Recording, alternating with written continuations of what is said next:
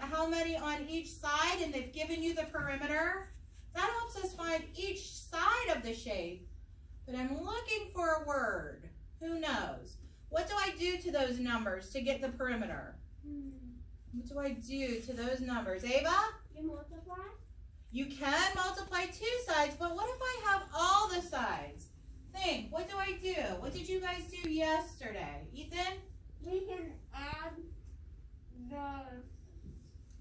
say you have a square and they're all 4 equal sides. Absolutely. So 4 plus 4 plus 4 plus 4.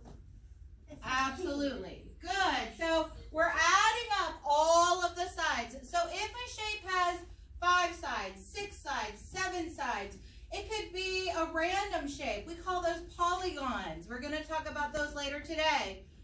You are adding up each side. Okay? So what we're going to do first, you all have your rulers. We are going to have a little bit of fun. We are going to measure some shapes to the nearest inch, and we're going to use those measurements to find the total perimeter of a shape. Okay? So let me show you guys. Go ahead, you need your ruler. And let me bring this up. 2 things I want to show you before we get started. The first thing is, remember with your ruler is only to be used to measure things with. We're not shaking them over our heads. We're not hitting our plexiglass with them.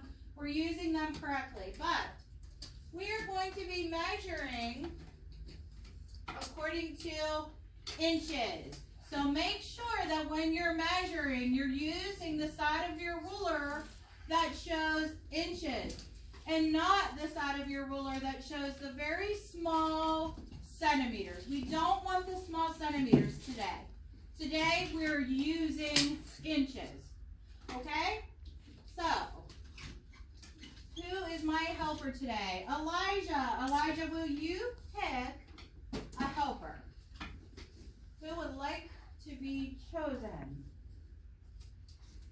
Oxier. Alexia. So Elijah and Alexia, could you please pass one out to each person?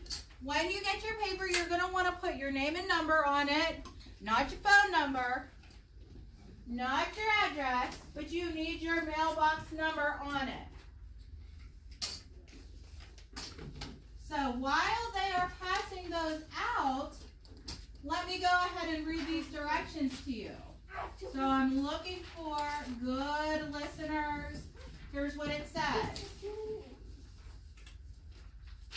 I'm looking for good listeners. I see Bailey. I see Fred's already reading. Measure the sides of each pattern block. These are the pattern blocks to find the nearest inch. So the first thing we're doing is measuring. Once we find that nearest inch, we are going to measure it, and then we are going to write how many inches it is. Then finally, we will add up all of the sides to find the perimeter. So we're going to do the first one together. How are we doing, Elijah? Pretty good? Good job. Okay, so let's look. Let's do the triangle first. So again, make sure when you measure, we talked about this so many times, you have to start with the 0. You cannot start with the 1.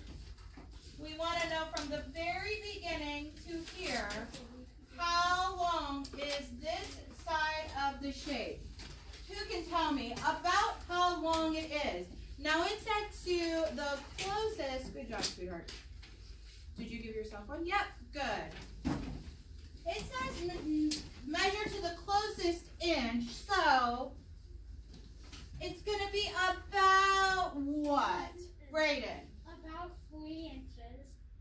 3? Are you sure? Oh, I thought you meant altogether. Not all together, just Okay. one side. Okay, then 1. Then 1, and he's right. So this side we have measured to be about 1. Now remember, this is an estimate. They want us to just round